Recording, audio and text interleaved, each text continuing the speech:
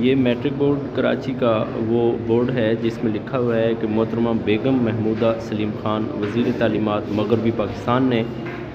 23 نومبر 1962 روز جمعہ کو اس عمارت کا افتتاح کیا تھا، جبکہ یہ بورڈ جو ہے board of secondary education Karachi, جس میں سے آپ میں سے بیشتر لوگوں کی ڈگریاں یہاں سے ہوں گی، یہ باقاعدہ سے 1950 میں اسٹیبلش کیا گیا تھا۔ پھر اس کے بعد یہ اس کے چیئرمینز حضرات کی لسٹ ہے جو وقتاً فوقتاً اس میں چیئرمین شپ جن کے پاس رہی ہے۔ یہ 1991 تک جو لوگ چیئرمین رہے ہیں ان کی فہرست ہے، اور پھر یہ 2012 تک جو لوگ چیئرمین رہے ہیں، فصیح الدین خان بڑے معروف چیئرمین رہے ہیں جو دیگر بورڈز کے بھی چیئرمین رہے ہیں، پھر یہ ان کی